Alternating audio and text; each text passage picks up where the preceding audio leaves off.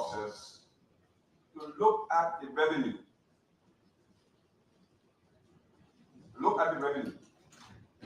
And when you look at the revenue from 2022, 2023, compare 2022 compared to 2023, you will see from $1.9 million to $90,000. What happened to that money? Natural rubber going out, no taxes being paid.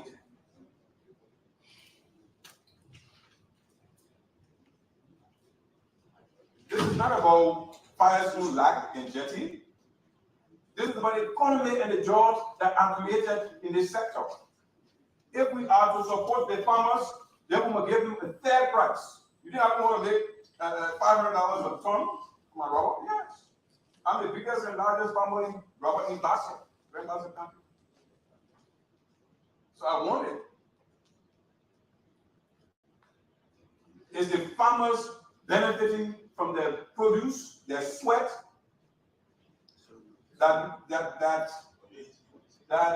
all of this we're talking about. Our report, in the report from the Agriculture Committee, it says what? Set a standard. I'm coming. They're giving me simple talk. But you talking nobody.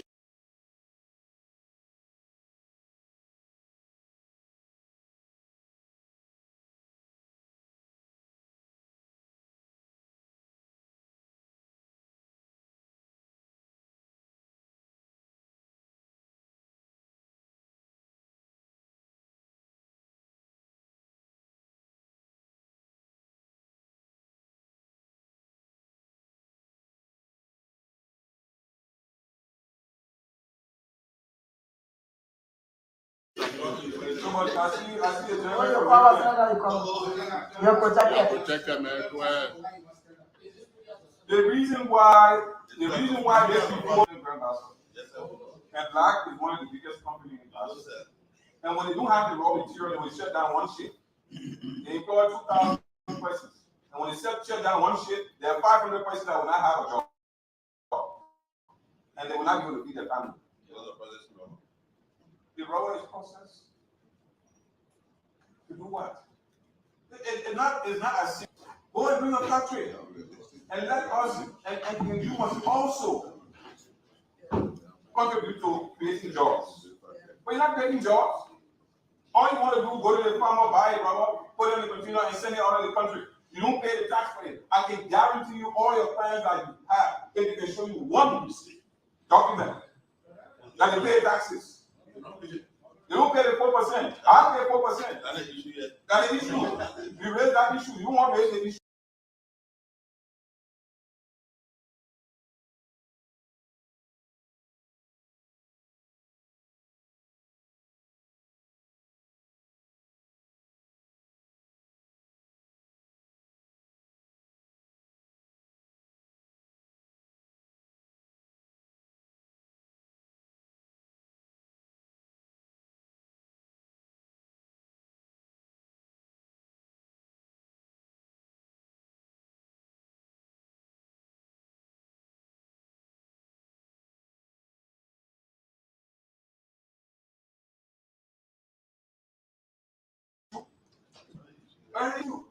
It has to do with revenue. The slavery issue. The slavery issue is, what are they doing? And when the farmers are working, they don't pay 1 cent in corporate tax. They didn't provide one job for Liberians. So it's not as simple, my colleagues, we will not take this thing to be as simple as that. That robot can give me tapping. I think you that. The issue, what? You have to work there.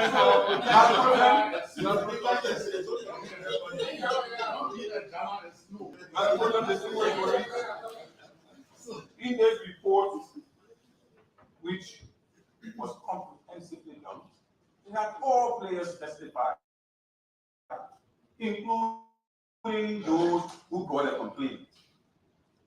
In that particular process that we went through, we asked them a simple question. what is the harm being done in this sector? The big issue is the price. That's the big issue. That is the only issue. How much does the farmer get? How much does the farmer earn? I'm not concerned about those who want to export. They mean nothing to me. Any one of us can export, buy raw and export it. That's the issue of the farmers. No, the issue is that the farmers must be paid a proper price. Are they paying more than Firestone? No. They themselves buying at Firestone price. They themselves buying at the price which Firestone set. So what is the advantage? What is the advantage that they're giving to the farmers? Zero. Zeros. If they were paying more than Firestone, I would say yes. But they're not paying more than Firestone. They wait until Firestone set the price, then they buy it, and then they head, and then they export. Doing nothing. And then they come running to Senator Che and say, oh, Senator Che, you know, this ban is helping us. Let me tell you, that's one of my close friends too. But they're going to 10 minutes now. No, let him talk. But put that This is not a sentimental issue. We shouldn't look at it as a sentimental thing in terms of taking advantage of people. If the advantage being taken of anybody, the people that bought it competing to Senator Che are taking advantage of the farmers. Yes. They are taking advantage of the farmers. Because they're not paying 1 cent more than what Firestone pays. They also take advantage of the fact that they deduct the transportation also from the farmers. Yeah. Is it a cost? When you do the cost, so what we're talking about here, what we need to do as a Senate is to do the right thing. Set the law where the commodity price is set. And let everybody buy at that price. But don't come with sentimental feelings to say, oh well, you know, they big people, they big that, and we should be getting the privilege to buy. And effective. Small one for this. You know, I wear many hats. But here, that Senator had you wearing it. Yeah, and I'm being senatorial. You know, my farmer in Grand Bassa County, your farmer in Maryland, they pay rubber in Maryland for $290 when it's $400. And you know that. $290.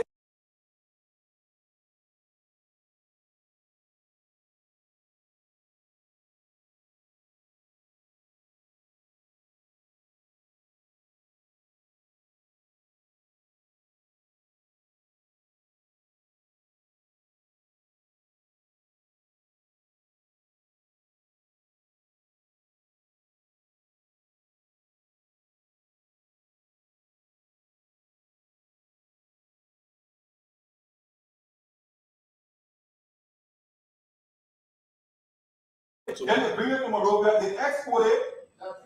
But true. Then you need to come here and defend and protect. In fact, they're not even bringing the raw from Maryland, they carry it to Ivory Coast. That is the way our people live.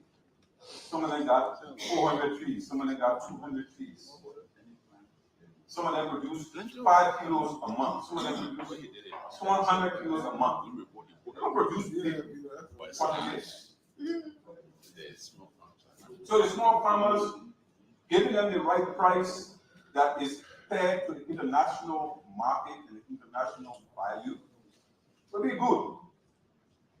On the home front, if you say that we should continue to export rubber and Firestone and Black and just besides ask investors to come to invest in our country.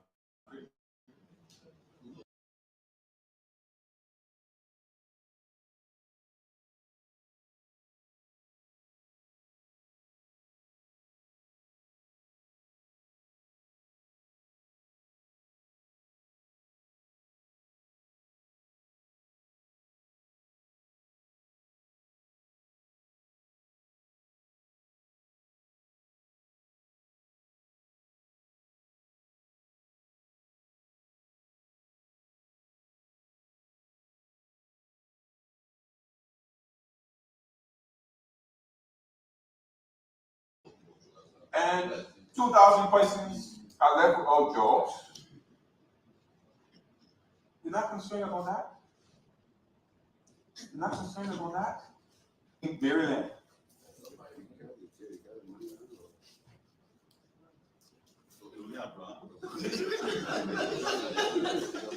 But he knows our thoughts. And I put him, the serious for you. I plead with you. Because look, executive order is law. Our constitution provides for it. Our constitution provides for it. That is the powers of the president. That the constitution is not a statute like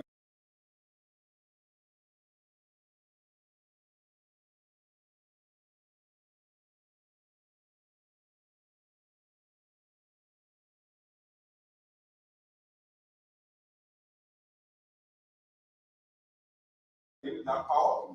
It's a constitution that gave him that power. And then we come back and say we need to reverse it.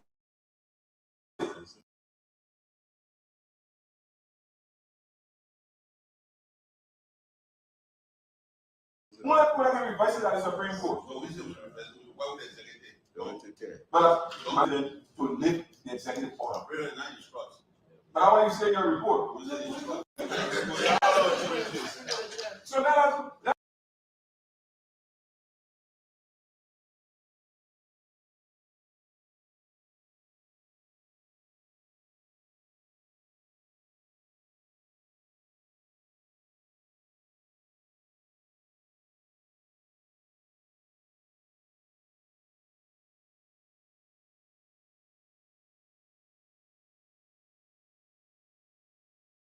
is not taking action that we know will not know we cannot enforce. We are taking action and we know and will not be able to. I'm going to have respect for this submit. Thank you. Thank you, Senator.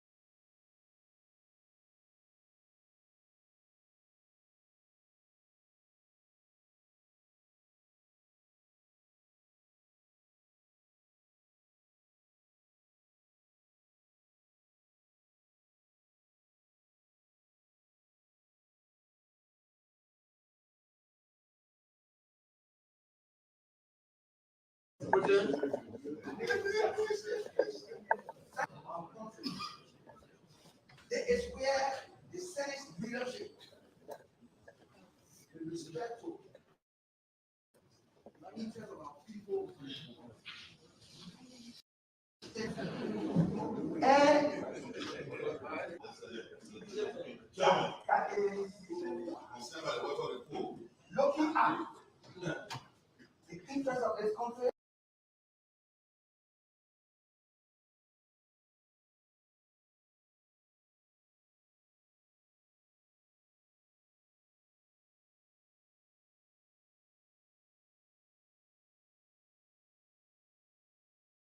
Whenever we are allowing people that are exploiting our resources, and what will be the benefit for us that own the resources? And because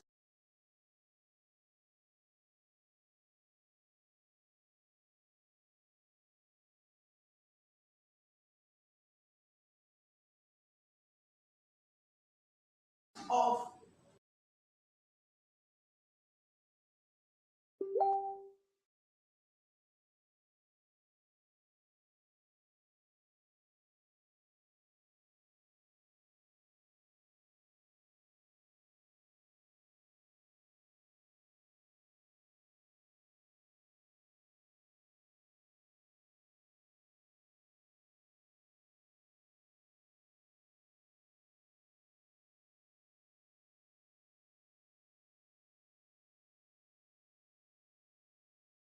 more benefits taken many in Liberia. At that factory, employment will be provided.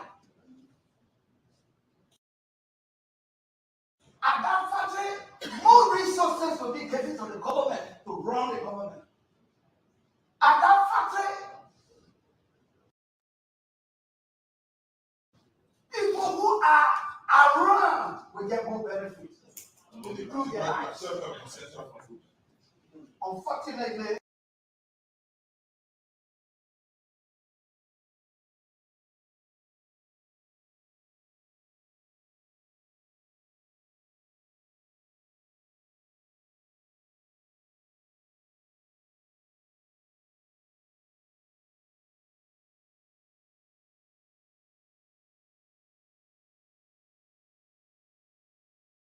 some Liberians group themselves at the disadvantage of our local farmers. Go and take their resources just as I think the very important decision the community took is to have a committee to coordinate what becomes the price. Luckily so, the affected community, that is the farmers themselves are part of that group, they all will decide. So it can't be at their disadvantage. But for us to say they should the exploitation with raw food is the act of allowing the locking to continue to exploit our loss. Is to allow all of the people that are exploiting our resources with no good benefit to continue to exploit it. We should have a starting point. And the starting point is now with the raw issue. Let us very disagreement.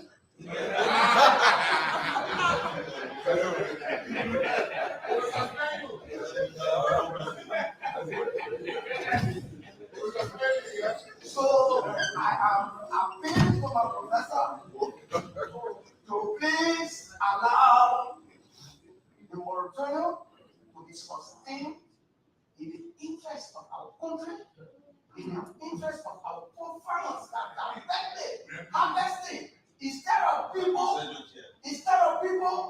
just putting themselves out, million people, and they are getting a benefit as compared to the local farmers. Please, let us look at it critically in the interest of our country. We should not be sentimental about it.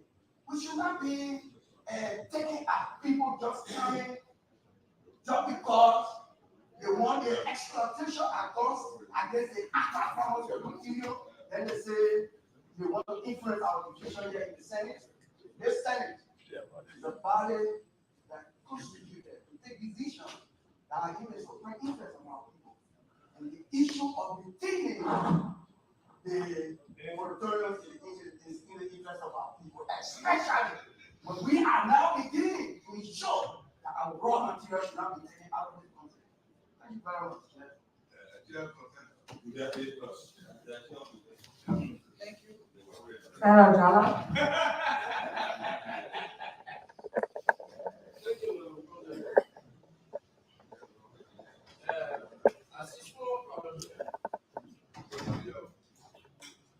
Well, look at the agenda.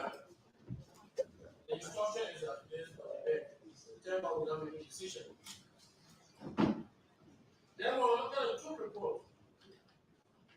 It's more or less like a concurrent opinion or concurrent report that that requires legislative harmonization. To the extent that they are saying, okay, if you want to give the order, do A, B, C, D. That's how I'm trying to understand it. I'm not following on those 2 pages yet. You didn't read the books. No. I will really go put your hand in your pocket. So what I'm saying, when I'm presiding, Why is there? what? You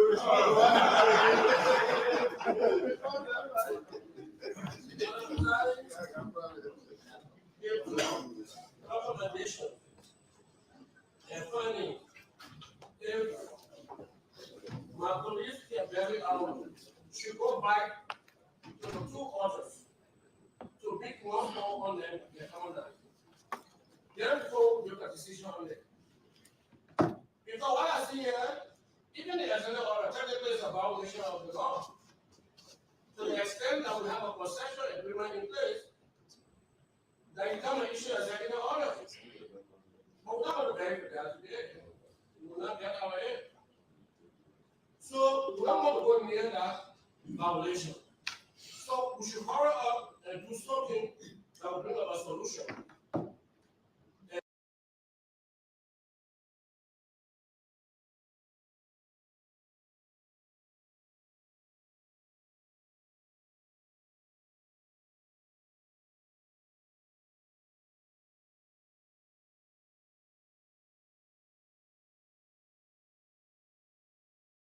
And that's why pass a law, but harmonizing our report. If we harmonize these two reports, the dissenting opinion is actually a concurrent opinion to me. But it just wants to. Please speak to the chair. I can see my manager.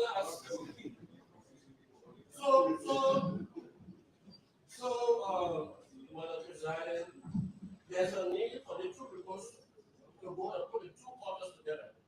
So they can actually drive it into one issue or they can converge on the point. They need to have a convergence, rather than divergence.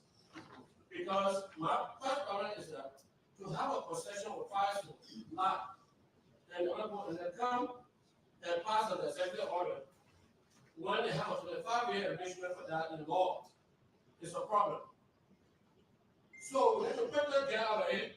So we're not going to with the executive operation. Therefore, I will.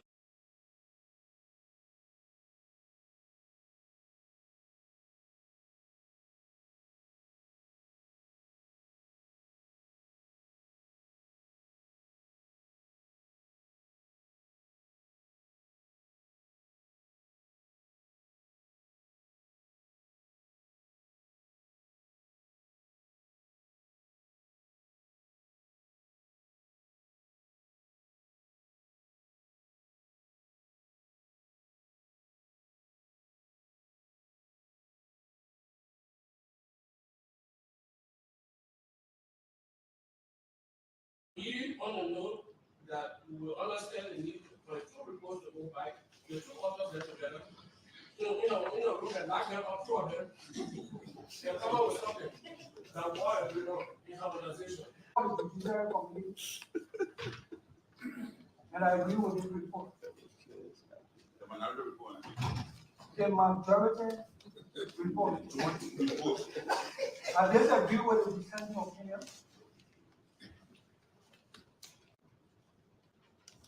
That the moratorium on the exportation of raw products should be maintained.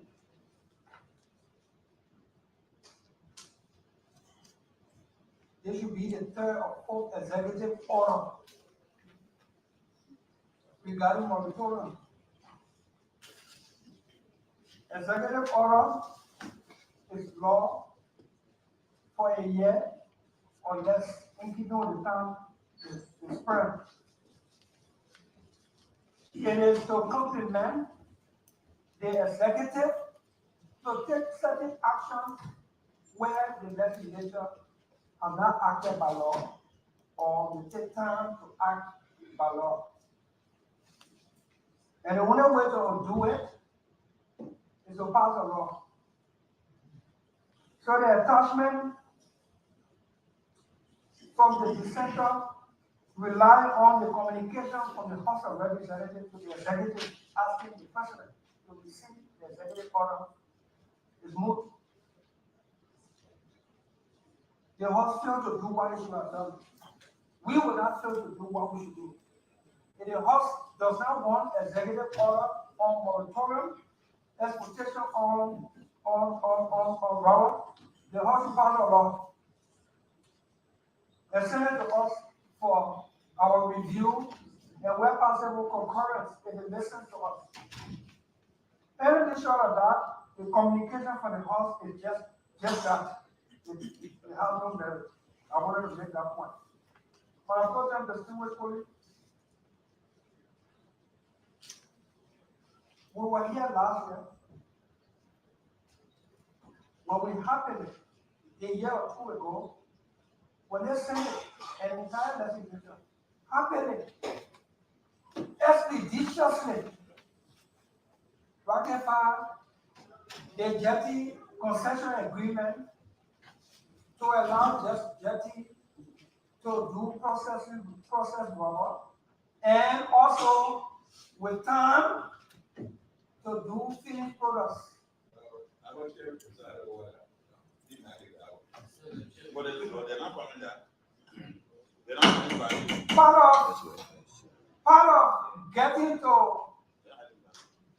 of getting to the point of adding value will mean that the factory, the industry, will have to have a certain quantity of the product almost every day in order for that factory to operate. And people making this thing here to look at it is jetty interest. It is not jetty's interest we are protecting here. It's a national interest. It's not about Firestone, it's not about lack, it's not about jetty. We got to net this and make it clear that it is not about jetty. But even if it were about jetty, who ratified jetty's agreement for you to open factory here to process rubber and to do our value to do finished product? And we gave him contract. It will ratify his agreement by law, gaining incentive agreement, his protection in law.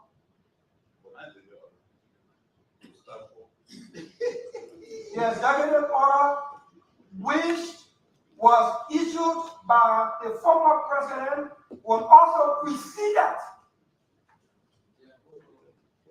by executive order from the previous government.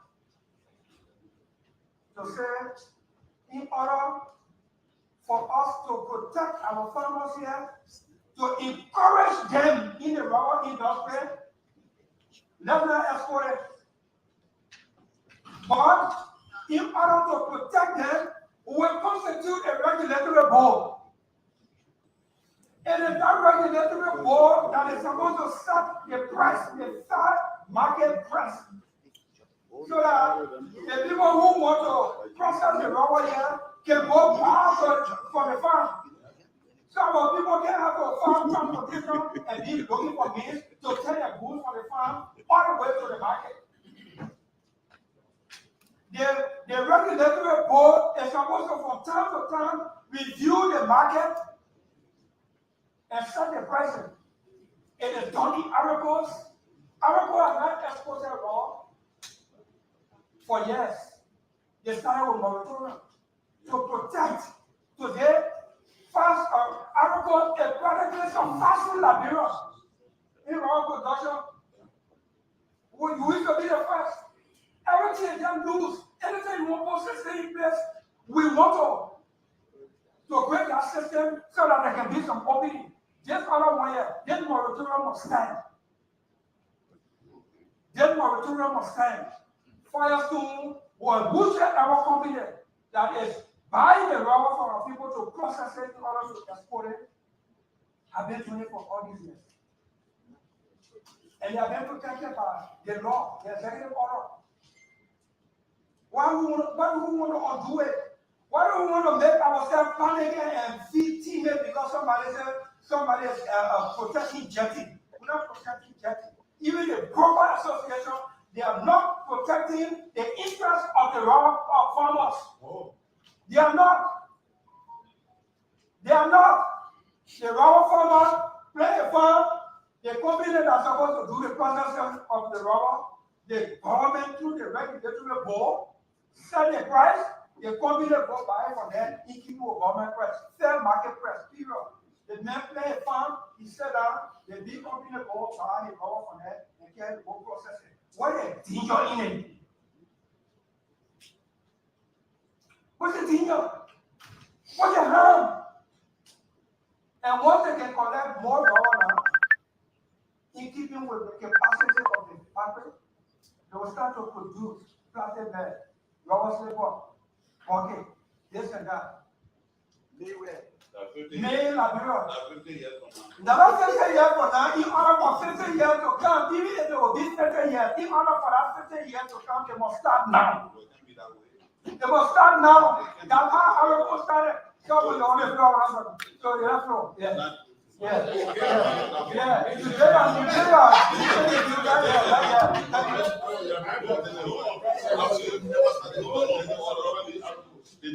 no unprocessed rubber leaves agriculture. No rubber leaves agriculture. So they started with the post of system in place. The post of mechanism in place so that no rubber will leave agriculture.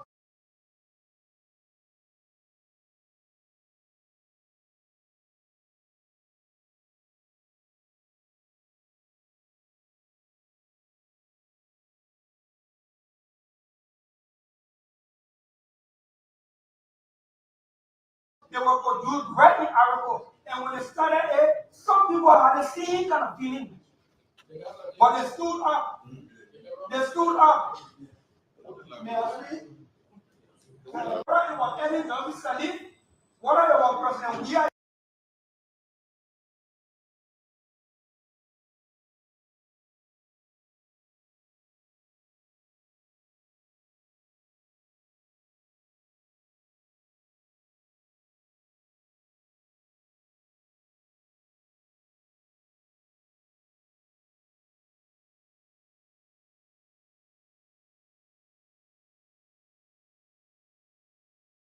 yesterday, what are we president walk out today? That's why the executive is acting for us.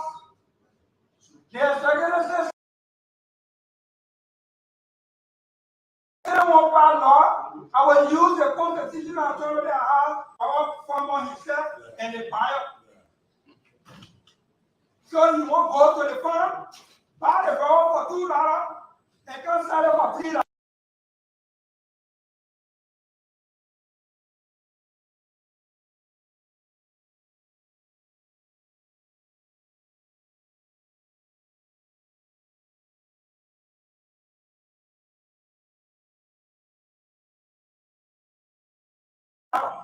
The company won't go to the farm and buy it for the farmer for $3.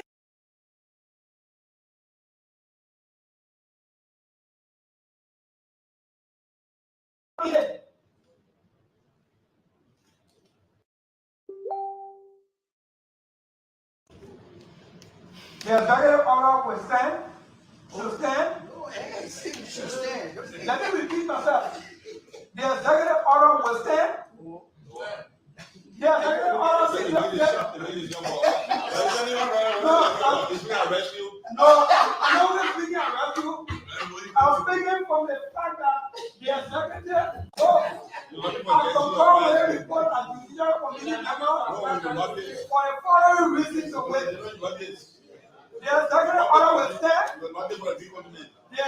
No, he's supporting a report. He's not going to have a report back. The executive I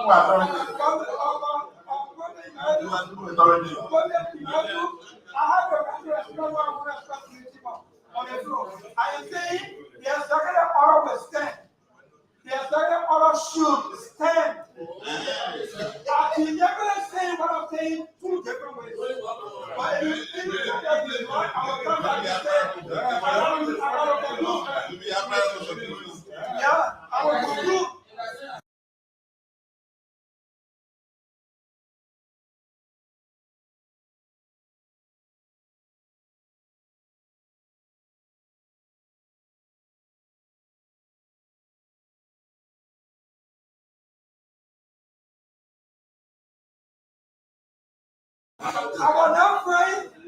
not afraid of the previous administration. The executive order on the president was issued by President Weah. Please, I was not afraid with that government. Be permanent. I stand by the president of Liberia. Whether it was any day before yesterday, whether it was John Weah yesterday, whether it is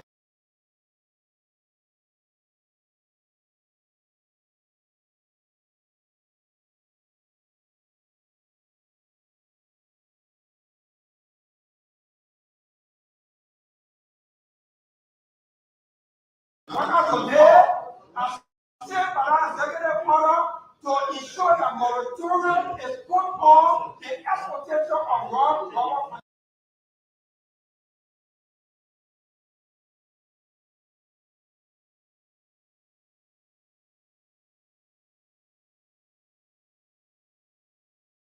Yeah, so that our farmers can get a fair share. What we didn't find anything look at in our working, and we get the regulatory board to do and what to set a fair market price so that the buyer can go directly to the farmer in keeping with the fair market price set from time to time. Just go buy from the farmer, carry it to your factory to go process it before you export it. Will not be here. Every legislator feels to act about the executive order. In fact, I will be calling on President Madam President, I am a son of I am a grandson of a rubber planter. Stop.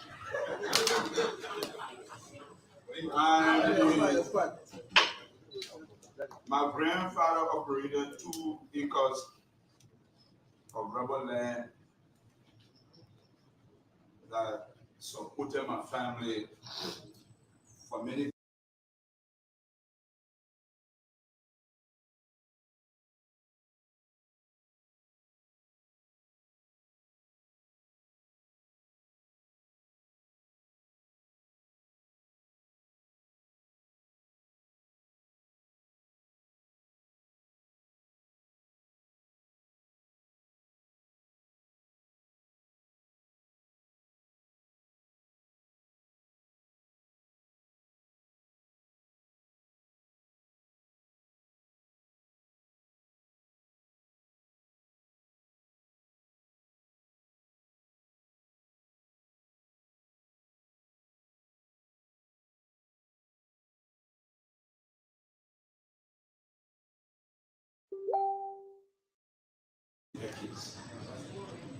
He was a rubber tapper at Firestone who told me the story that even in the 40s, at some point it was prohibited by local Liberians of other people exporting rubber other than the large corporation. That's not true. Nima County accounts for a large portion of rubber production in this country. That's not what the local farmers in Nima are telling me. If you go through Nimba right now, there are rubbers on farms, on highways that are getting damaged every day because there are no buyers, simply because of this ban. If the jetty, the Firestone, the lab are really into rubber buying from local farmers, why are they not here on the snow right now buying the rubber that are getting rotten? It is the local broker that we have banned that go into the trenches to buy the rubbers. So executive order number 124 is only hurting our local farmers in favor of large corporations who want this ban to remain in force so that our people can be waiting for them for weeks, for months, to go and pay any peanut they want to pay for their rubbers. What are they afraid of? We're talking about setting up a rubber pool. My pro-tem, I disagree with that. In 2016, this Senate concurred with the House of Representatives. On July 16, 2016, it was written in hand bill. The Competition, I think the Competition Act, the act to enable the competition law of Liberia to provide for an efficient free market system. Part 2, Section 5 of that act, I will just read the first part. It says, it is unlawful for any person to conspire, agree, or arrange with a competitor with respect to a product regardless of the effect on competition and consumer to A, fix, maintain, increase, or control the price for the supply of product. A rubber selling or a rubber bull will go contrary to this act. Yes, definitely, because it would be conspiring, it would be agreeing to fix the price. Because the rubber bull you are talking about is to settle a price, a specific price. And under this act, we should encourage free market. There should be competition. This is capitalism 101. Why can't we allow market forces drive the price of rubber? Why are the big guys crying? Let's get the local guys. Yeah, and so and somebody wants to say, oh, we did a concession. Man, protect and be protected and be humble. Somebody said we pass a concession to give Jetty the right to produce, rubber material here. You know why? Let Jetty pay more for rubber to start the exportation of local farmers. Simple. That is a simple market force. If Jetty want more rubber to produce more rubber material, let him set the price a little bit higher. Why are Firestone, Lag, and others are not being stopped, are not being paid to export rubber in favor of protecting Jetty or local farmers? That is a contradiction. And so, Madam Pro Tem, I stand today to say that we will be working along with the coalition of the willing here to petition the executive mansion to amend or codify executive order 124 to suspend that prohibit the ban of local farmer exporting their rubber. And we know the president will listen. This executive order will not stand. And if it stands, it will be modified, codified, or amended. No, they have a representative that are doing that. They do. No, I don't have a raw fund. I'm a son of but I'm protected. I'm not being protected.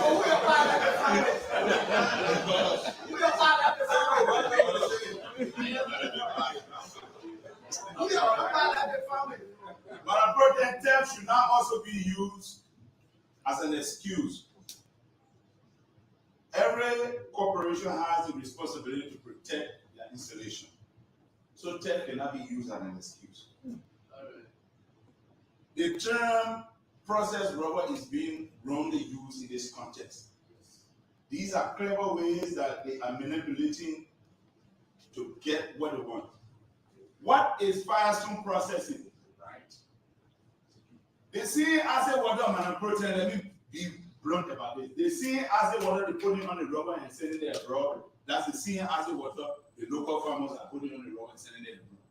But if you in your right mind want to make it in a business form, that's your business. Nobody added value to rubber here. So we'll be working along with our contact at the executive management and approaching, and I wish that we have the willingness of your office and so that we can petition the president to amend this executive order to give chance to our people to export their rubber on the international market. And if the big guys and the big corporations are fearing this, let them raise the price of rubber to discourage the local farmers who constitute 60% of the production locally to stop them from exporting. Other than that, we see this as wicked, and this report should be shut down by this Senate, and we should rather do another version of it, calling on the president to amend it.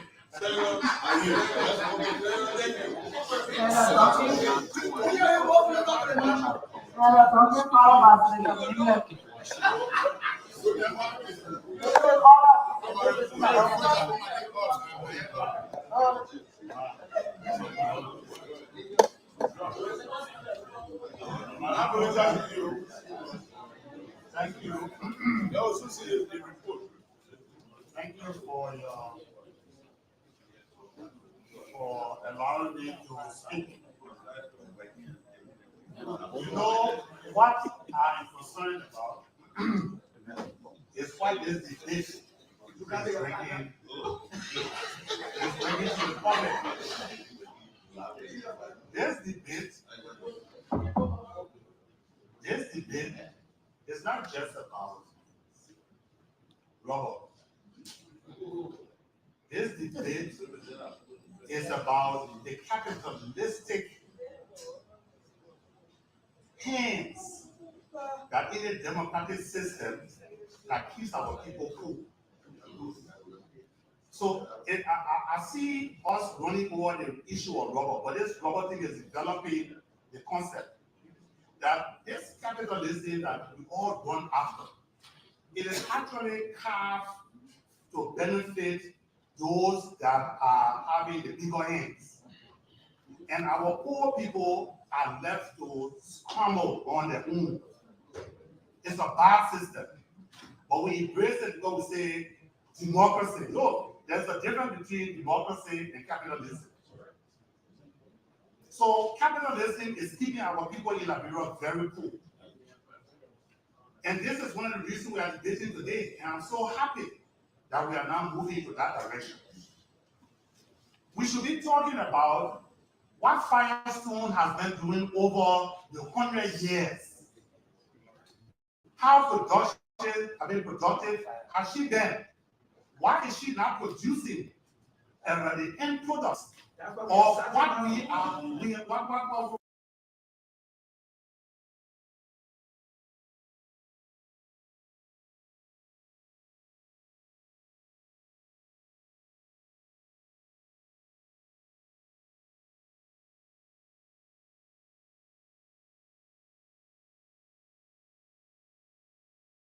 The opportunity that given them to use our land, hundreds of thousands of acres. They're still keeping our people toting their latest on their show. They want to educate our children in Firestone because they are afraid that the older tappers will die out, and those educated children will not want to go on the farms to replace their parents. And the old people are still carrying the children on the farm to help them to accomplish their task for the day. No. It seems, because I was trying to say that we may be thinking and changing the focus, but the focus here is what capitalism is doing. Information. No. Information. These so-called Information.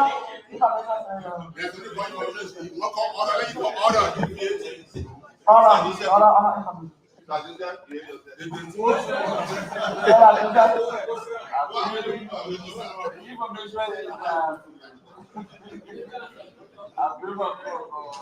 information I want to give is that Firestone and those schools in every camp. The order there, information.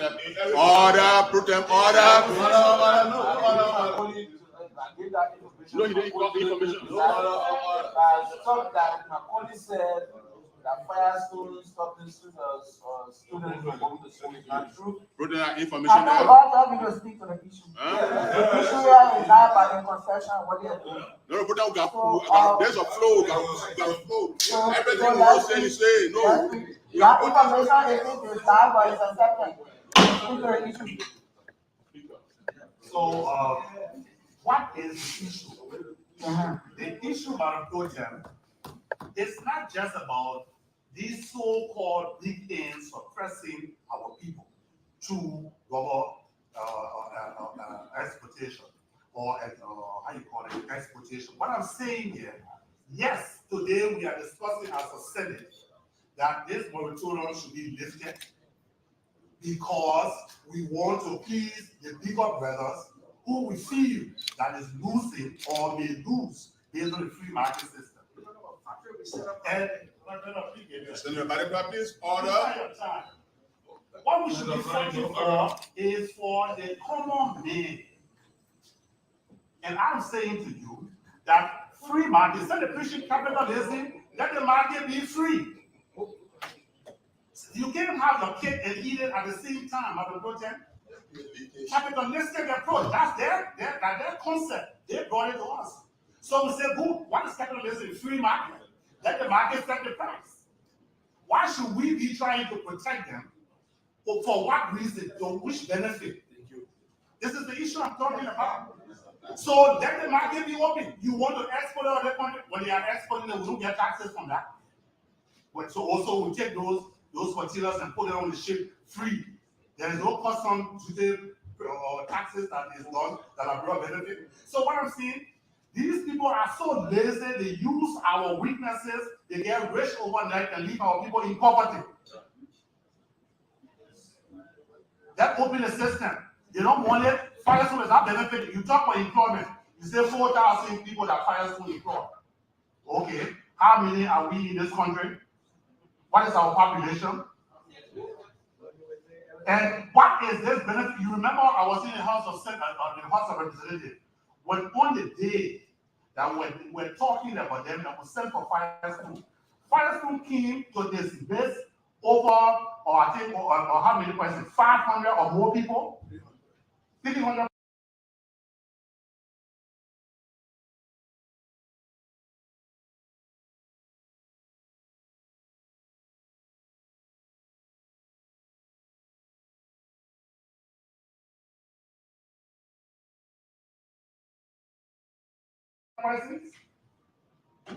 They do not even abide by our laws.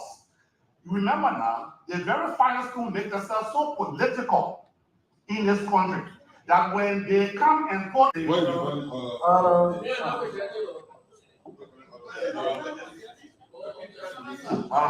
Distinguished colleagues, I will want for the distinguished senator from Sandal County to remain in the orbit of the debate and to bring concession issue. There's that part of the subject matter. So that talking, this debate is not about the rubber companies. Yeah, I think we should restrict the debate to what it's up again. I don't know what else. I agree with you. So that order is standard. I agree with you, but you know, there are books that was brought in this country. Order is conscious and of control. I agree. That's why there are books that were brought in this country for us to read. Remember that. And those books are being read. So they did not give us, they just embodied them for us not to read and have And please continue with the debate as to the issue. The issue here is, let's keep capitalism at its peak. That is the debate. You cannot have your cake by eating it and having it in your hand at the same time. We are a supporter of capitalism, and we must allow capitalism to take its place. I hope that those books that we are reading makes us to understand what I'm saying. Thank you. Thank you, Senator Nimland. Thank you. Senator Jara, Senator Finlay.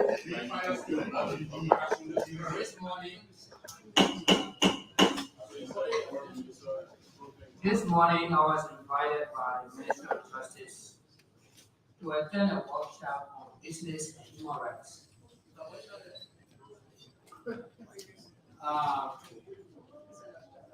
Some of us who are feeling blessed by God to live longer continue to hear that Firestone has been here since 1920. When you are young and you are growing up, you learn many things and you want to be creative. You always tell your father, I want to be policeman, I want to be doctor. So that when you are growing up, you learn and you move up at the maturity level and a professional level. Since 1926, we've been here. What has Firestone completed? That's a question for all of us in here. You have grown from 1926 up to present. What is your profession and what you master in? What is it that you have to offer to yourself and to us? Nothing. We keep giving you moratorium. And every time we give it to you, you don't say to us, Liberia likes me, and I think I need to do something better. And you take your resources and you go to Kenya and you make tires from rubber that comes from Liberia. I'm a rubber planter. I sell my rubber directly to Firestone from Grand Julia County. I'm one of 2 rubber planters in Grand Julia. But because of the road condition, I sell rubber twice. So when I'm coming to Monrovia, I come with 4 or 5 trucks. But when those trucks come, they get stuck at 15 gate. They will be packed there for weeks. I have to call and to negotiate for ticket for the trucks to enter. The driver becomes impatient. Then I will drive the trucks to my land in Duazo and dump the rubber on the ground. And then go back to renegotiate. And then get a ticket for only 1 truck. Then I will come and negotiate with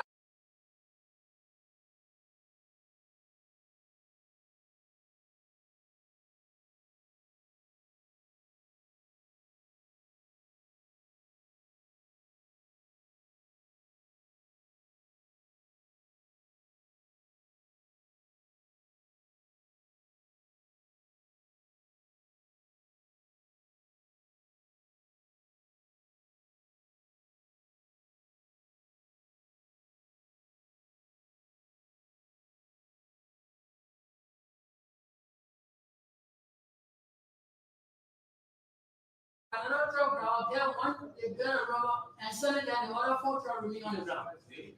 Why should I be begging a business enterprise to do business? To keep you in poverty. And just a democratic state. So why are we moving up and down on this roller coaster of protecting Firestone that is offering nothing to anybody in this country? You know, people selling rice in this country. There are a lot of rice sellers that they got to sell country rice, to go sell Indian. So you don't tell the people that selling country rice and say, carry it to the right dealer to bring it down to sell it. This is a free enterprise system. If the people want to ship their road, let them ship it, send your tax fee, the cost of people to people. Let those who are shipping their rubber pay their taxes there and then ship their rubber and pay their prices. Sometimes I sell my rubber to Cote d'Ivoire because Cote d'Ivoire give me higher money and I pay my taxes to the border. So what I'm saying here is Firestone does not need protection. Firestone, Jetty, whoever. You know, when the Chinese were here right at the border between Makibi and Bangladesh, they built their factory, the rubber price went up to $1,600 a ton. Because there was competition. The Chinese were out there into Nima, into other countries, buying rubber. Firestone also engaged into that competition. The price shot up to $1,600. It's not like today when we have monopoly when we are in a democratic institution.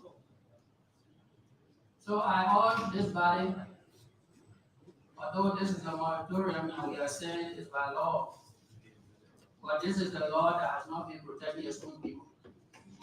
And when the law does not protect its own people, it's a very bad law. We want the executive branch to desist from issuing executive orders that don't protect its own citizens. Thank you.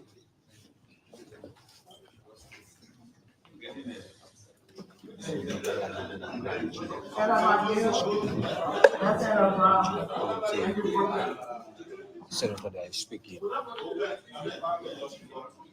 think this debate is a very interesting debate. And majority opinion,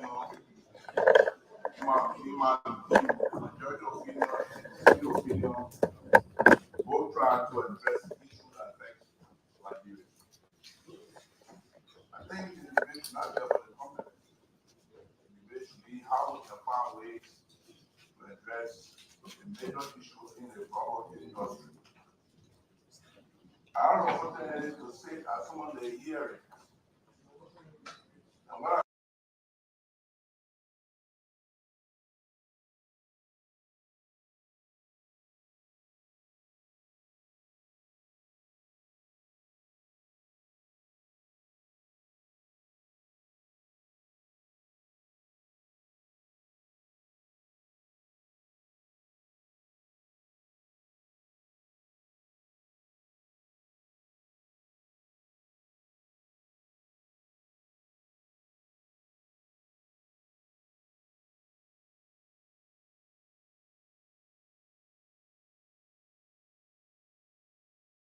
realized that the key issue was about pricing.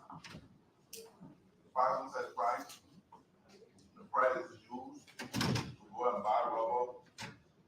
And some of the rubber brokers, they make profit. It's not about jetty or fire suit. I think a lot of issues we can address. People want to create fire suit or jetty, maybe we can do that. But let's look at the issue. In other countries, they have major products. Let's say Africa and Ghana, because they get cocoa. Any country they get cocoa, and the cocoa set is the price. Both jetty, both fire and jetty, and the broker who want to participate, they will use that price. Now, I think it is in our best interest and in the wisdom of the. And I agree with him, when he said, apparently, they took from it try to harmonize themselves. Because who are you speaking for? When you speak, you say, remove the moratorium, you're affecting other Liberians. When you say keep the moratorium, you're affecting other Liberians. So both ways will be affecting Liberians. So I agree with those who say that let's set a goal. Let's find solutions. Because we get debating, as the president said, there's a moratorium, well, that's all the problem. Because Liberians will still be affected. Because when they set the price, they got one everybody, they use the same price of buy who said, well, buy from the people. And they do agree, they will say, well, we're not making profit. So my suggestion to this Senate, there's nothing wrong with setting a goal and giving some power and authority to the goal. They can set maybe a regulation. And based on our regulation, fire will be compelled to follow the regulation. The big manufacturer will be compelled. I mean, that's how using these, but big manufacturer will be compelled to follow the regulation. Liberians who want to buy will follow the regulation. So if you want to export, probably the regulation will say if you want to export and you want to go beyond, you'll pay additional tariff. Because you want to protect the local manufacturer, you want to protect the industrial people, then you put a high tariff on the people who are exporting. So you want export, so we can export, but you have to pay more tariff, you have to pay more tax. So that will be comparable instead to maybe fire snow or testing or something. So I want to agree with the recommendation that says we just asking the president to take all the moratorium or all find a solution and give it to the president. So I agree with the senator who said let's set up a goal. This goal will solve the problem. Because at the end of the day, nobody be accusing fire snow or jetty or setting any price now. Jetty and fire snow have to live with the price. So I want to recommend, and I agree with the recommendation, we need to take action instead of complaining. Let's find solution. The solution that will benefit all Liberians, irrespective of whether you're a broker or whether you're a small farmer. So there will be a balance and there will not be any biases in the process. So I totally agree that the both argument, both sides is trying to protect our brain interests. And for a part of our brain interests, let's find a common ground. Because if you let the moratorium, you have somebody. If you kill the moratorium, we'll go complain. So let's set a goal that will take care of all the rubber business. Say our major product is rubber. In agriculture of Ghana is cocoa. People get cocoa for one thing and everything here. And people making money for not crying. So I agree on our recommendation. Thank you. Thank you, Senator Brown. Other Senator Swan.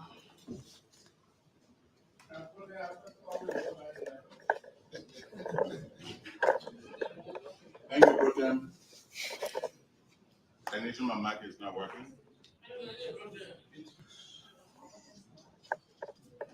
Thank you, Protem. Distinguished colleagues, I think the discussions, the debate here is very good.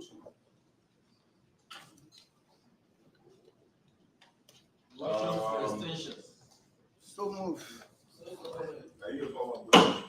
Some of our citizens,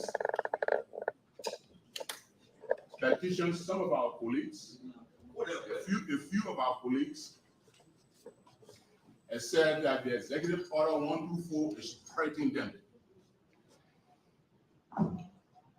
This matter was referred to the committees. I'm reading the report. I have not read, I have not heard How has this 124 carried them or not carried them? They are not disproved or prove anything. They are not answered that question.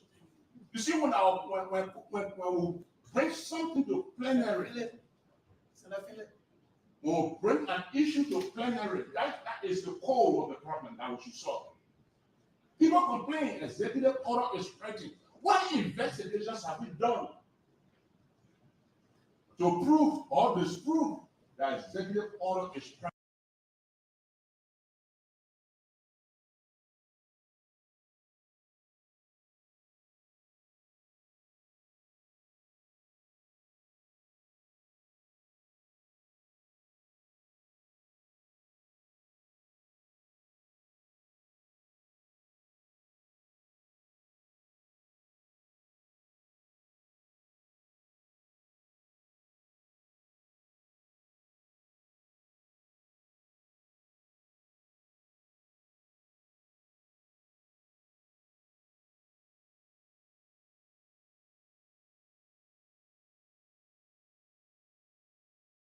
Somebody. Sometimes our communities we need to go beyond. And I want to say that the issue of rubber, the rubber industry, is after 98 years. My father something. 98 years. My father something because I want to have rubber.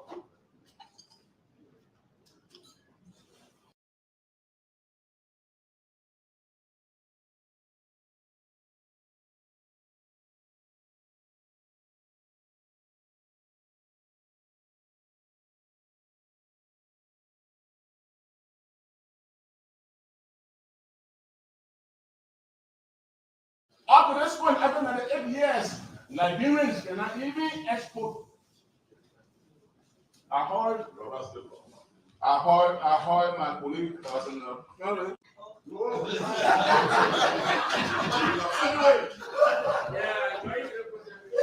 At what time? After 98 years, a colleague. After 98 years, at what point in time will a Liberian farmer be able to export? And make money. Already exporting now. I will not. Few days ago, we were discussing with LRA, protein colleagues. We were discussing how we can expand our revenue envelope.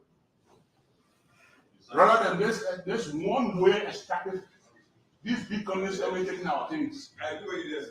We are not creating a middle class. After 98 years, you cannot find a middle class farmer.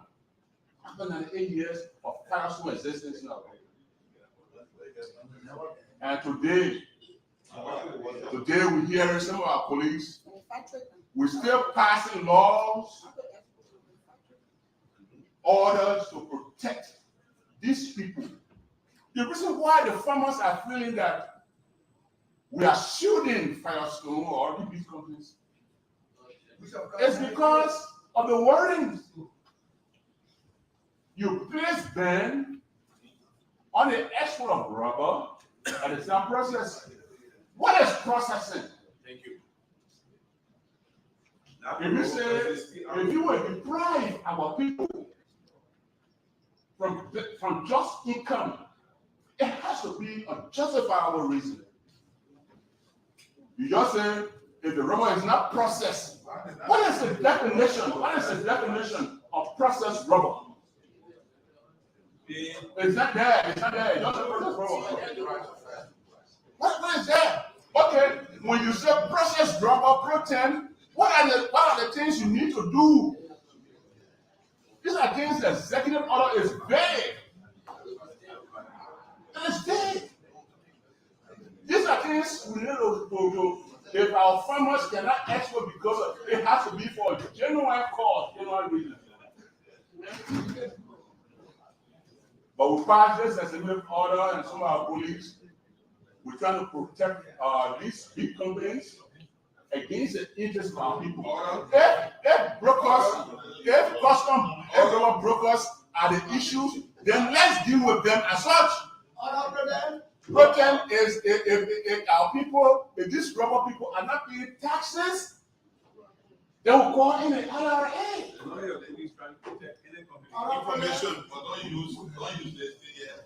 Information, So if information. If it's because they're not paying taxes, then call in an LRA and say, let us go pay taxes, but we cannot shut them down. I was also president of Liberian County for years. You want to go back?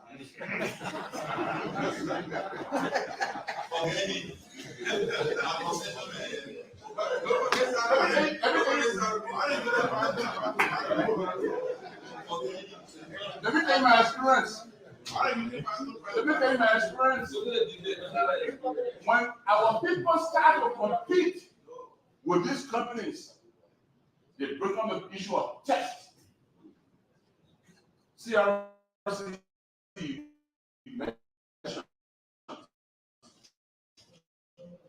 CRC, I invested markets. So pretty the posting a rubber, we can allow the rubber to go to other coast.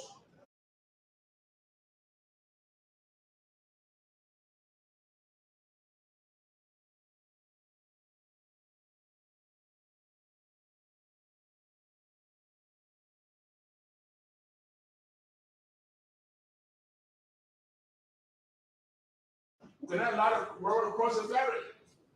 I have to set up committee to investigate. And I found out that it's because the farmers are coming up competing. In the constitutional agreement, we talk about outgrowth. When you plant, the company is allowed to plant its own concession areas, but then the concession says the agreement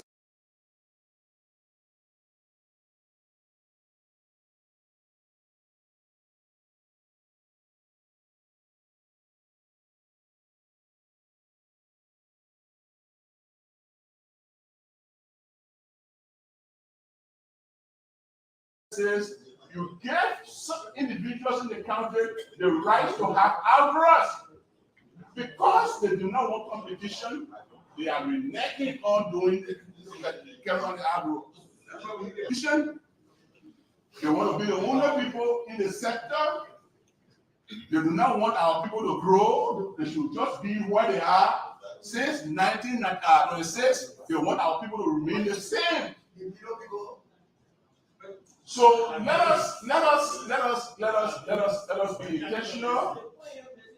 Let us be intentional in making the necessary corrections. Yes, there may be problems. There may be problems. If the problems are related to brokers, then let's deal with brokers.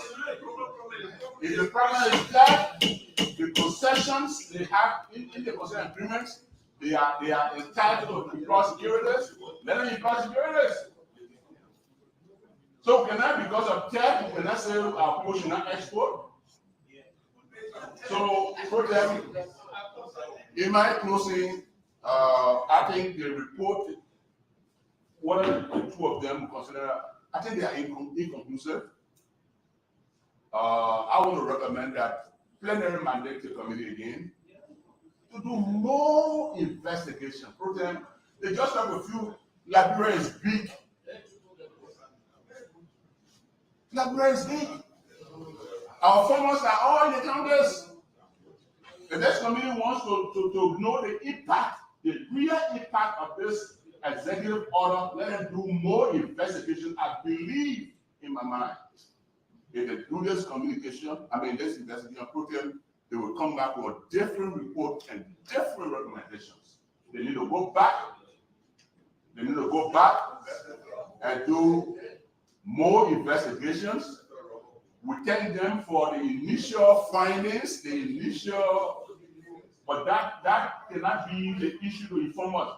The industry is dying. We are having mass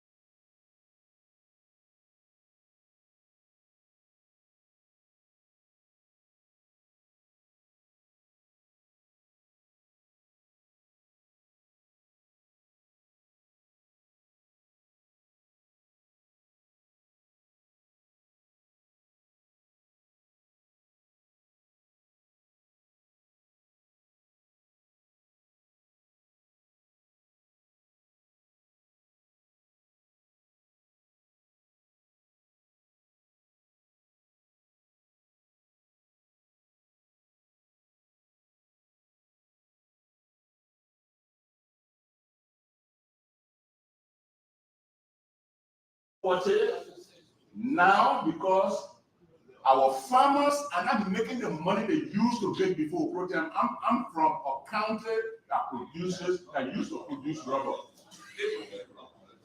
It still produces. Our protein, I feel that I'll be seated because I have an issue with my back.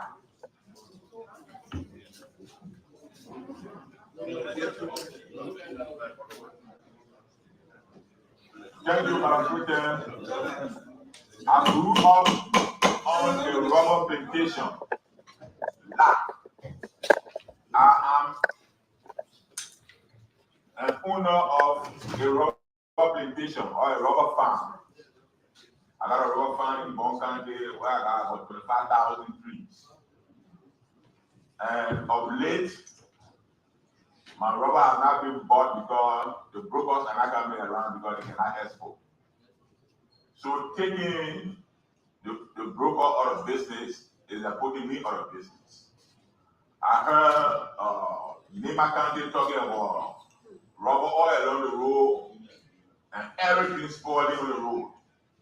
All because we do not have buyers.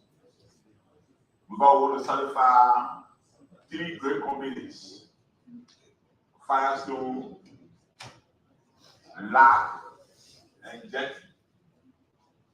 I want to join my colleagues who are saying it is wrong, it's unfair in a free market economy to stop other people from looking for goods and exporting it. And it's a weak argument to say we have 1.9 million 2022 and 2023, we have 90,000. It's very weak because you will have to blame LRA if people are doing business and not paying taxes. I want to protect that, please. You cannot say the people are not paying taxes. Then what are you doing about it? They are not paying taxes. They are not invading. They use your major port to export, and they are not paying taxes. It's a weak argument that you have to put them out of business just because they are not paying taxes. To also argue on thievery, that they are stealing our rubber and they are selling it. It's a weak argument. If I own a farm, I will belong sufficient security to protect my farm. So it's a weak argument. Or ask the government to help to protect you.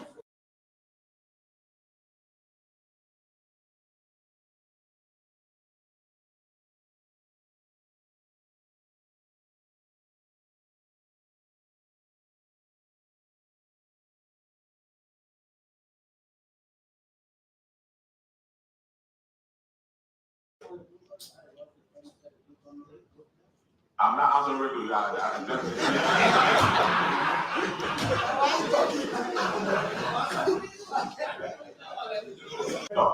That have their rubber cannot be bought and they are going out of business. You have sympathy for we who are rubber vendors and we join up in the fight to say, look, fast who are able to go to Sigan to buy rubber from me, rubber Sunday. They will never step there. Only, I also have rubber in rubber sales. So my brother, I don't.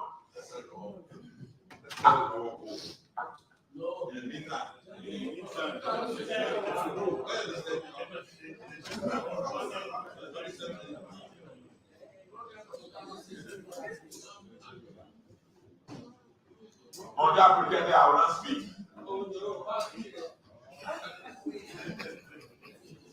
Madam President, not to be repetitive, or I want to join also Councillor Jala, who is saying that look, let us find a middle ground. All water is going to the same thing, and it will be wicked for us, Liberians, who have today the power to say no. We support Firestone, we support Lack, and we will not create a middle class for our people. Because we certify Firestone, we certify Lack. They are the middle class. They are the middle class. No small farmer has complained to anybody I know. People are stealing from me. I'm a small farmer. I never was complaining to you I know. I'm a small farmer.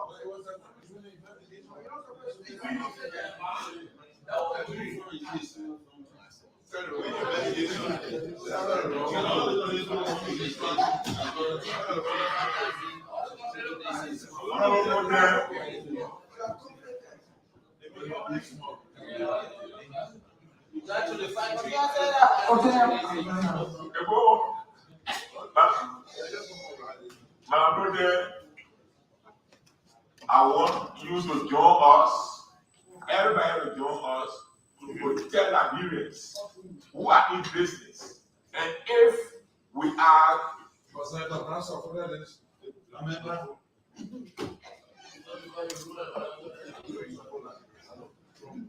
let's support our Liberian brothers who are in business, who are putting food on the burial table in the burial homes through the through legal business. Let's help them. And we should not grab them up because we want to certify legal companies who have done nothing in this country for us. Who have gone 98 years. Who have gone 98 years. And our people are still living in tents on their rural farms. No bullet tree. Misleading information. Look at that. Look at that. Let me pass you for you. Man, I said that I far that.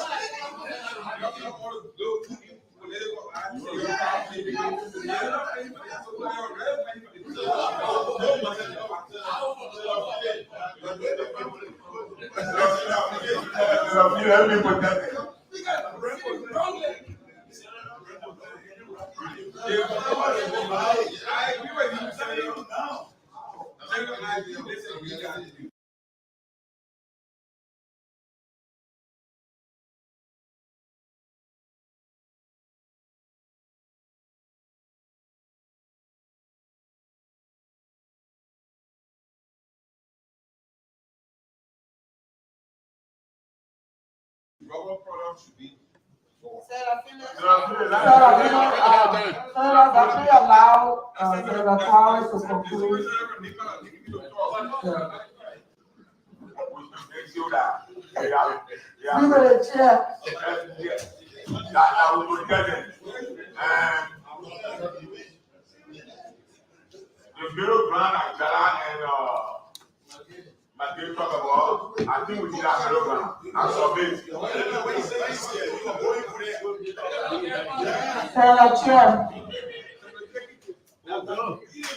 Sarah Chair.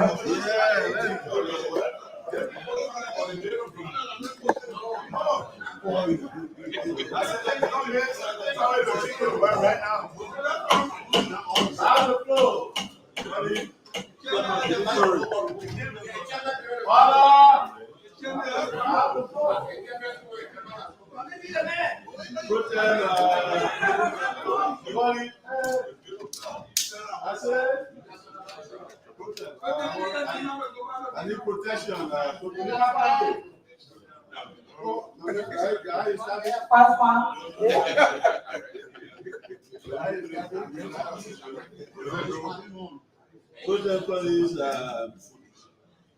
I'm happy that the speaker before me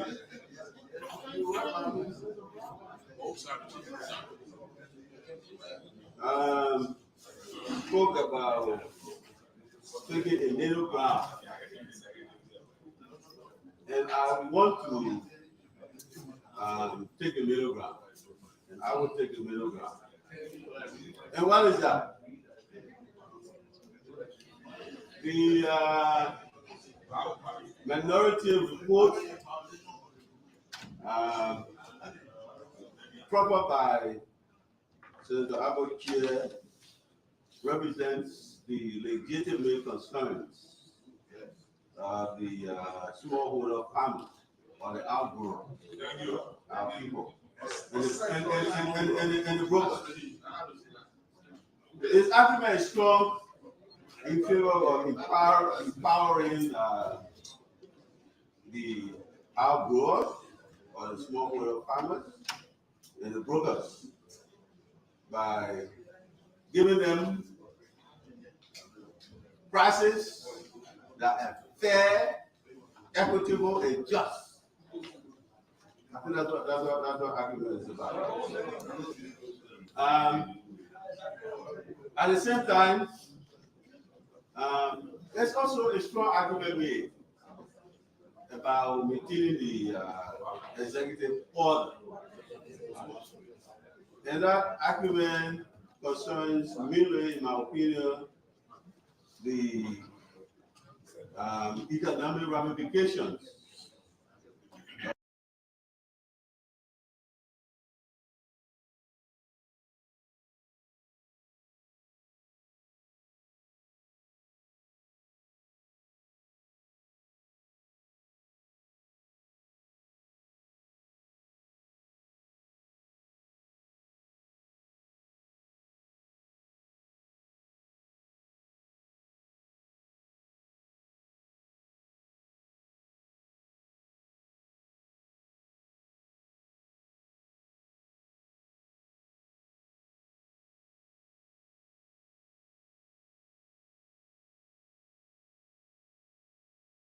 Our people, through workers, export the process of rubber.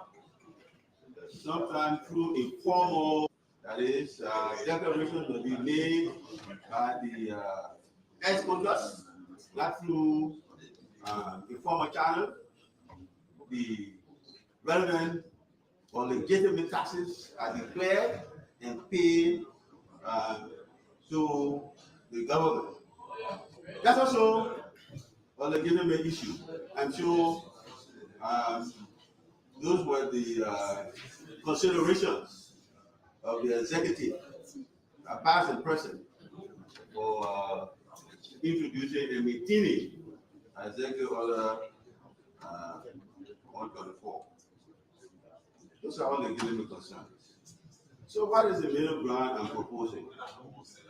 My middle ground is that we do not disempower our people.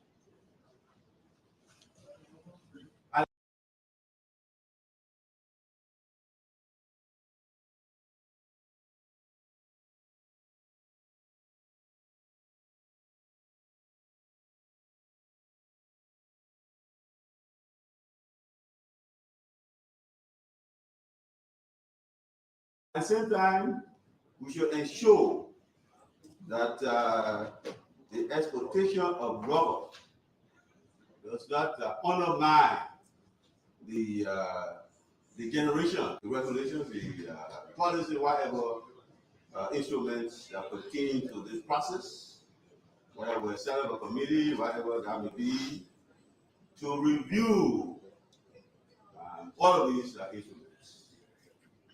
Make them to respond to the legitimate concerns of both the big plantation of rubber plantations and the smallholders or outgrowers and the brokers, so that it becomes a fair and equitable system that will be a win-win situation for all.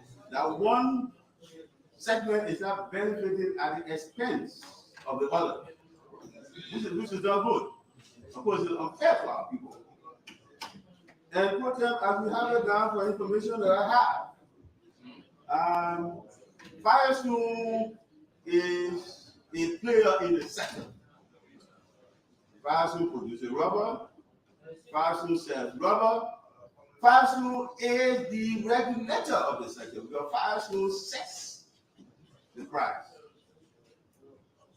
You understand that? Firestone sets the price. So it's not a fair system. That a player will be a referee at the same time. So we should have a body like in other sectors that will regulate the sector. That sector should be regulated. I think that's the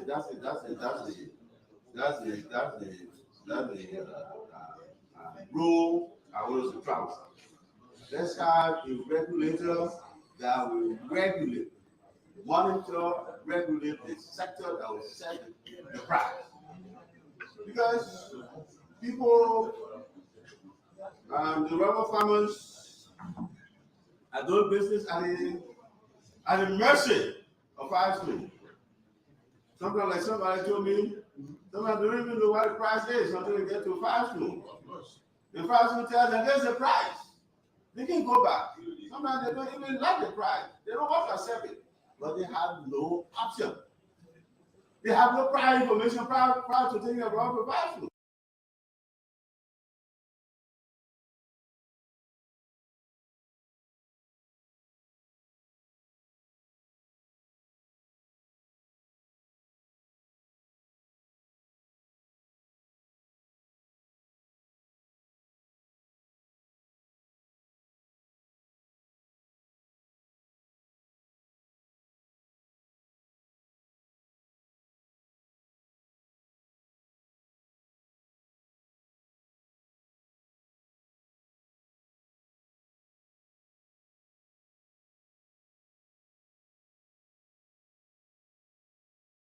They got to fast food before they got to know what the price is. Is that the kind of system we want our people to operate under?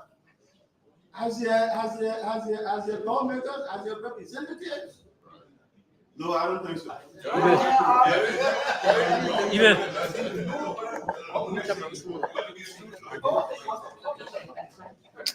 Thank you, Madam Pro Tem. Yes, sir, I'm going to last speaker. Yeah,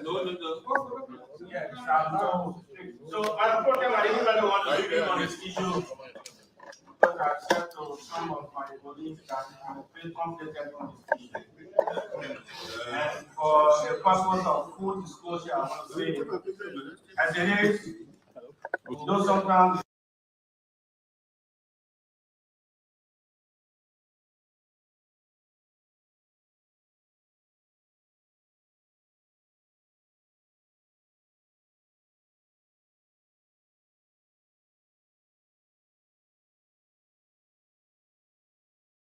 by one of the processors, kind of Jackie Robert, engaged me and said that he was seeking for an opportunity somewhere to bomb it.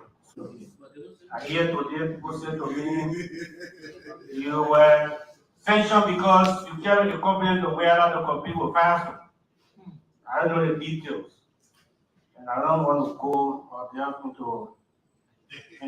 But I just want to say for the record because that's one of the things that I hear around with engagement. You were sanctioned because you carry a company to where not to compete with fast. Everybody knows in this country, when you take a decision to say you sanction people for manipulating legislative process, no one person here can manipulate the legislative process. Yeah, we all know that. And I was never in a position to influence or manipulate any legislative process. But because of some of these issues, I didn't want to speak. At the end, I will speak, I will say a few things because I sat here this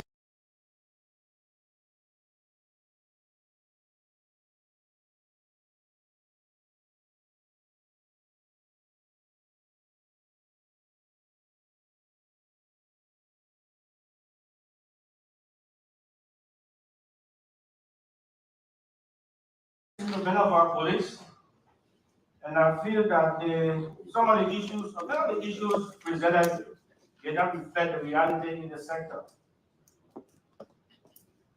The first thing is that the first? And coming to this one, if you lifted the ban for Liberians to export rubber, we all say we want to create a middle class in this country. No farmer will be in a position to buy 20, 30, 40, 50 containers and export. Not even the broker that I know will be able to do that. But once the economic opportunity existed, Liberian ventured into that business just as these investors who are here with concessions saw the investor opportunity and they were able to intervene. But they can get 20, 30, $40 million. for ordinary Liberian entrepreneurs who want to develop and be middle-class businessmen and women. You don't have the opportunity. Maybe they can buy 10 containers, 20 containers, and 30 containers and export. And that's why they've been intervening in the market. And the fact that the government allowed them to intervene, it meant that they had to go to banks. I'm aware that there are Liberians who went to banks and took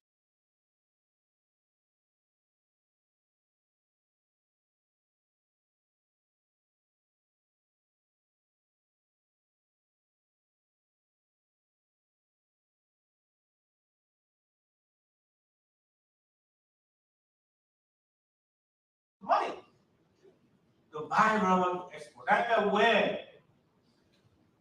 there are raw buyers in Malaysia and Singapore who send money, entrusted Liberians and gave them money to buy raw. And if for any reason you wanted to close the market, you needed to give them time. Originally, that has been my position. If you want to close the market, if you don't want these middle-level Liberian entrepreneurs to continuously engage in the rubber sector, give them time so that they recoup their investment. Maybe people don't know. I hear people also talking about brokers, exporting. That means we don't understand the sector. I was a broker in the sector before. I want to say to you, all the big players in this country, they rely on brokers to go into the trenches to buy the raw and sell it to them. You cannot say to me, if a broker buys rubber and sell to the concessionaires in our country, there's no theft. But if they export, then there's theft. Right.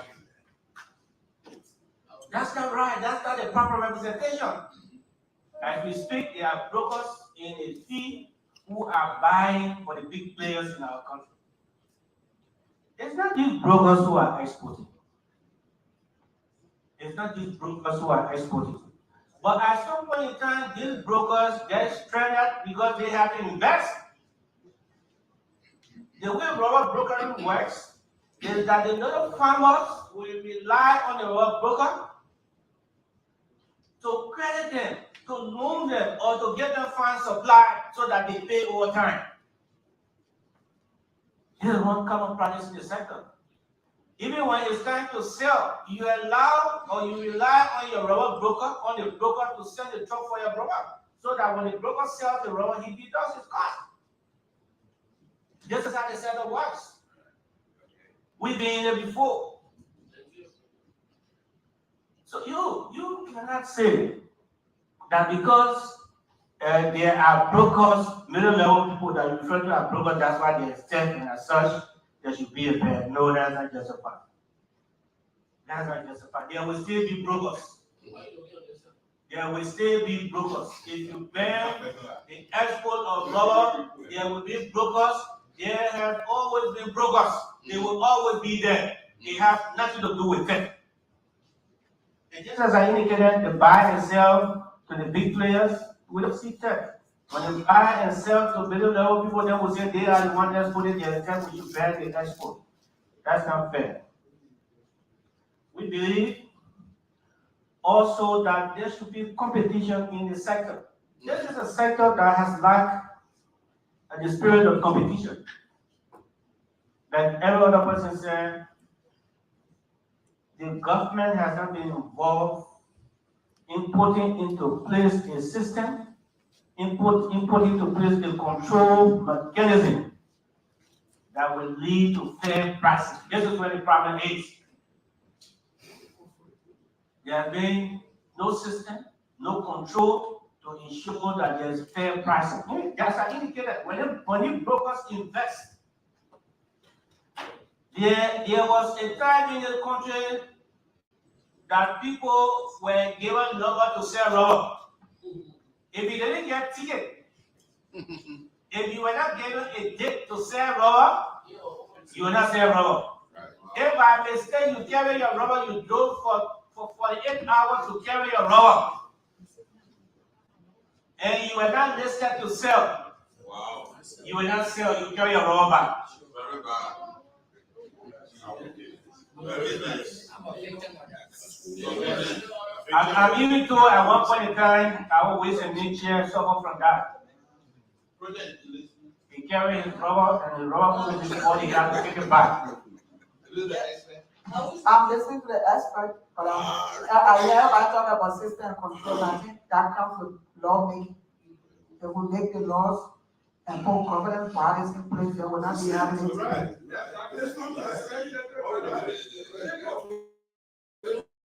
Yeah.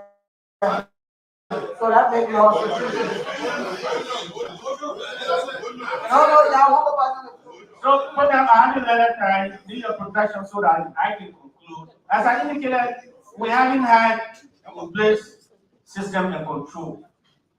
We let the sector for many years to the big players in the market to control, to decide when they bought rubber and when they didn't buy rubber.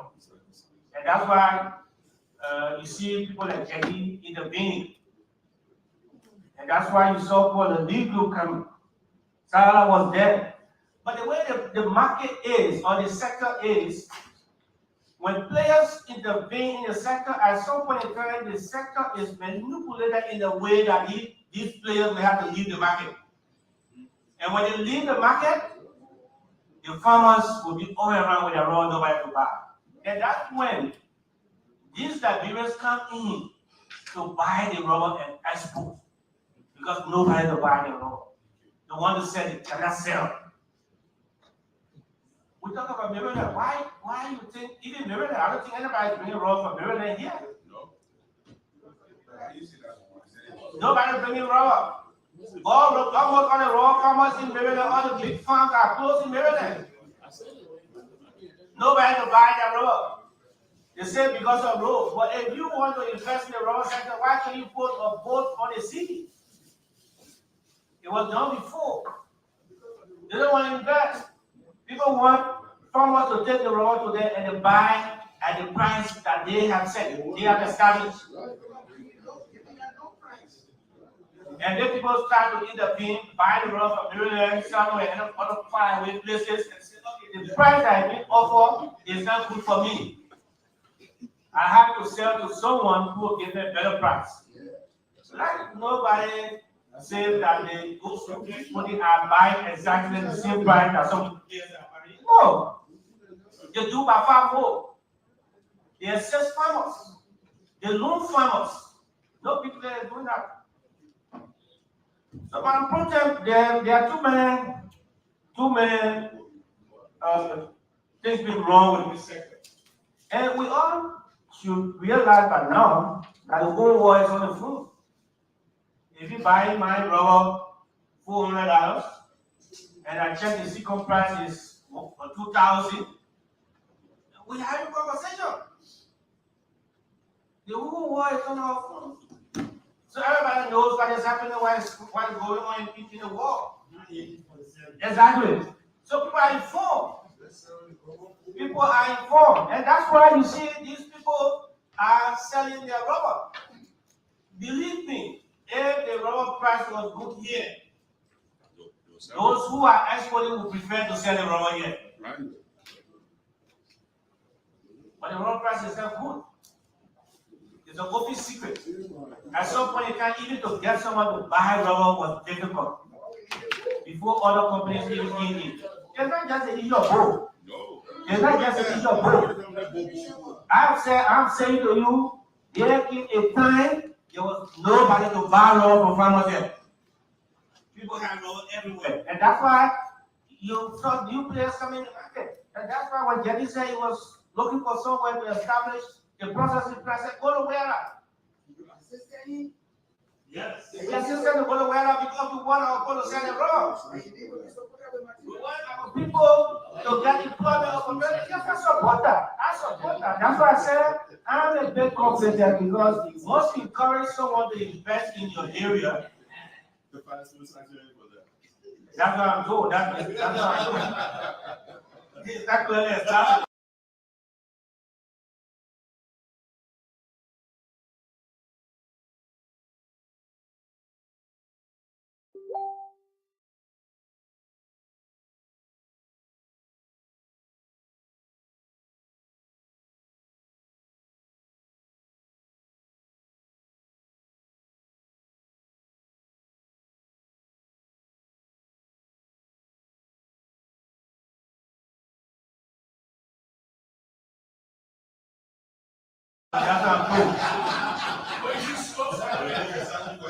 Yeah, so, Madam Pro Tem, let me conclude quickly, I know we'll be here long. So, Madam Pro Tem,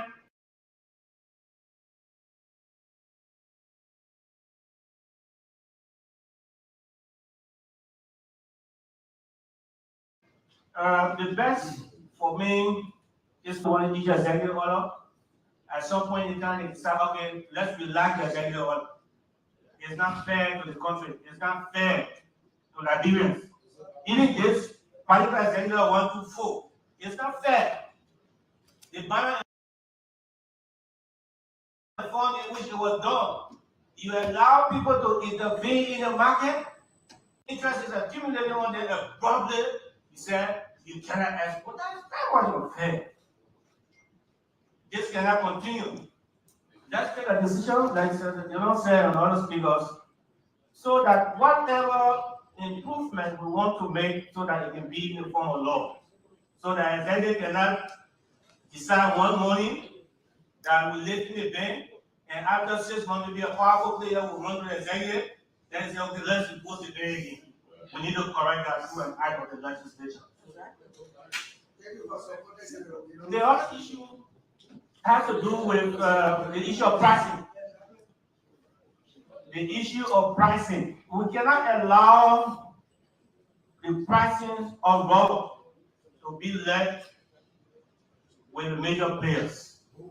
It cannot be the players and the referee at the same time.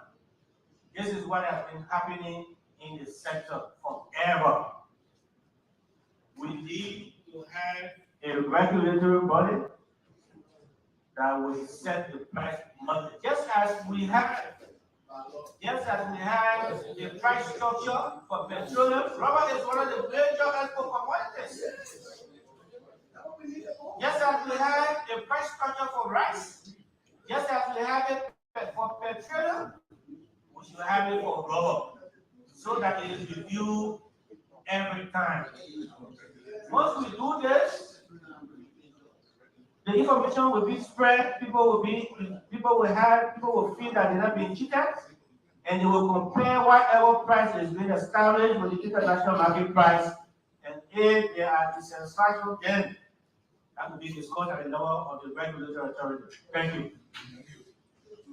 Wow, sir. That was our Bishop, the last speaker.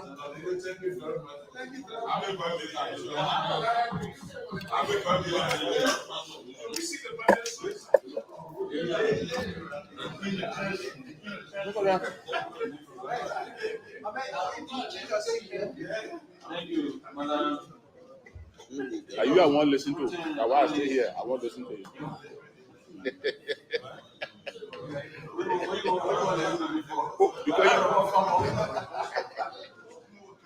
But let me say thanks to the two committees.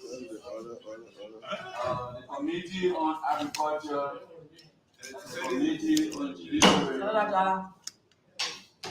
for the level of work they have done on this report, most especially the hearings conducted on 3 different occasions. All of the stakeholders were invited to the public hearing. In fact, it was carried live, questions and answers to what they said. I want to say thanks to the 2 committees. And I want to say that this committee, where I also a member of this committee, is protecting no one or no player.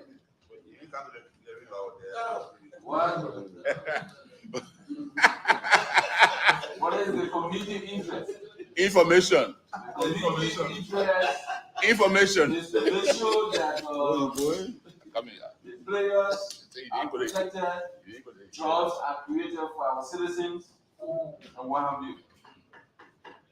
And in one of the hearings, the players, they suggested that in terms of the president, they said, look, set up the board, let the board tell us what the president, I'm willing to pay. Exactly, what the people said. That's what I said. So, if you want this body here, encourage this government and this body encourage investors to come into this country. People have invested. In fact, this body here in particular, we pass into law tax incentives that was given to those companies. They have invested. Yeah, I know. I think the way forward, where we should be moving now, is to set up the guideline. As the board is set up, to now tell those players that, look, we gave you a timeline. For this year, we want to see items being produced from our rebel at this period of time. I think that's the stage we're moving to. Before, unprocessed rubber was taken away. Now, processed rubber is now taken. The next aspect now, as a country, we need to move to is Finished product. the finished product. That's the step we should be moving to. We're not going to be protecting them. What we should be talking about now is the finished product. This country has spent millions of dollars on gloves at our hospital. Let's look at how much money comes for gloves. Look at plastic chairs. We have to bring in materials and why we make plastic chairs and rubbers. Whereas we have rubber here. We should not engage tires. These people then tell them that, look, we gave you a deadline. Enough is enough. This is where we want to see our country move forward. I love Sir Joseph. That is I never used to like him, but I like him today. Yeah, you see, you don't need to like me. So, Honorable President, having said that, I move the vacuum team in a second.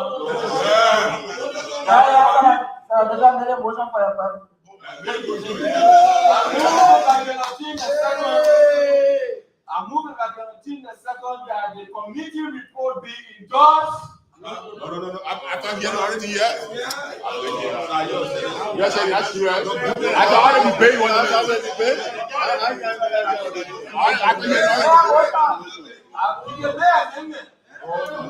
move the vacuum in a second that will first of all check the committee for the report and that the report be endorsed. That issues raised by all speakers here be taken into consideration. No issue. No second. It's no second. It's a dead motion. You second it? The message is second it.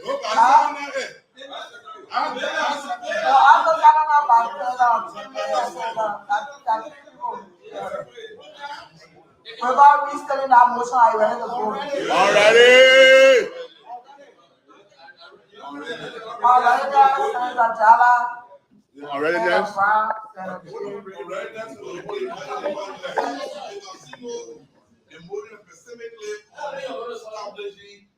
regulatory board. That's what we said. It's in the committee report. And nobody didn't agree with this. It's in the committee report. But there are several recommendations there. Oh, my man. Still already. That recommendation is in the committee report.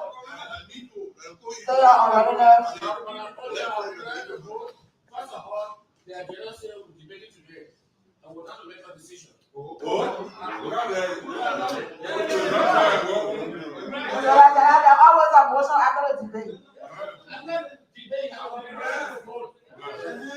If you can clarify as the attempter and who was it, that the dissenting opinion be accommodated in the second of this report.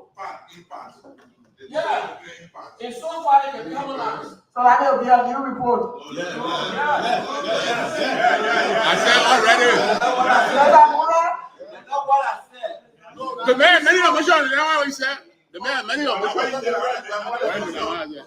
The man is many of motion. Clarify, you didn't say that.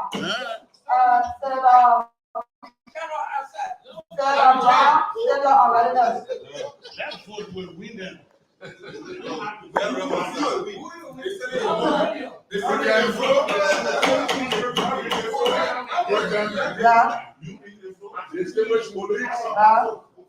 having fully debated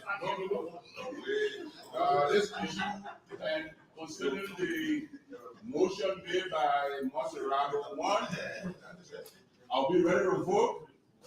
If the movement can accept this slight amendment, that the committee be mandated by this plenary to go back in committee room, harmonize the two reports, and then consider the inputs that have been made by various senators and submit a new report recommendations to plenary in 1 week. That's my amendment. I reject.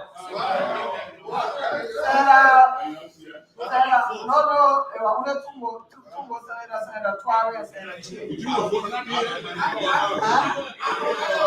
Senator Tuare and Senator Tuare is the last one readiness. No, now we cross on the next people have not put their view on it. I like the debate.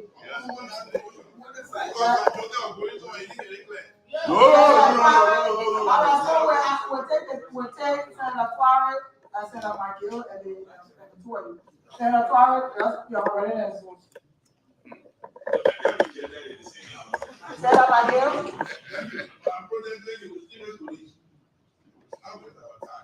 I think there's a general consensus here.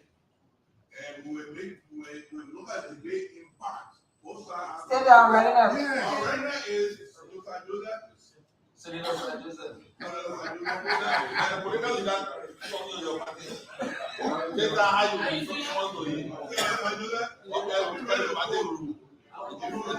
If you accept this amendment, that in consideration of all the arguments that the Senate agreed to vote, are setting up a specialized committee to develop an act that will set up a regulatory authority.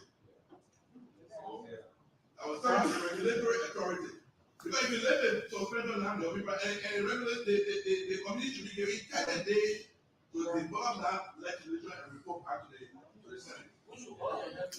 So what happens to the problem? Concerning this former chairman for the coalition, the common credit, No. I so accept. No. Senator Madiwa, Senator Tuare. Last, Senator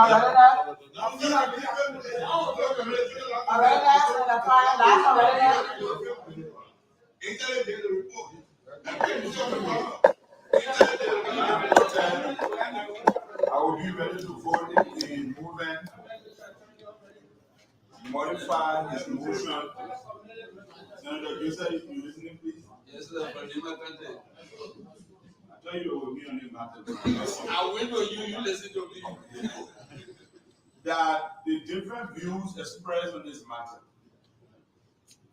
this report goes back to committee, the joint committees, because there's already a discerning report within that joint committee. The judicial committee, a key member of that committee, has already given a discerning report against that report. When we are coming.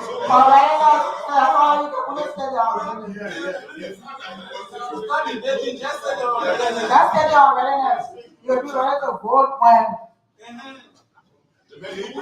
This report is back down at the protein. It doesn't solve the problem. I am saying that I am ready to vote, and I will only be ready to vote if the movement modify his motion to include that this report should go back to the joint committee to inculcate our various points. Considering we already the amendment made, therefore I reject.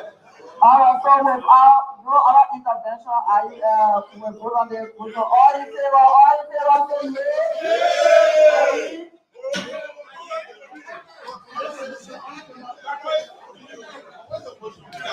The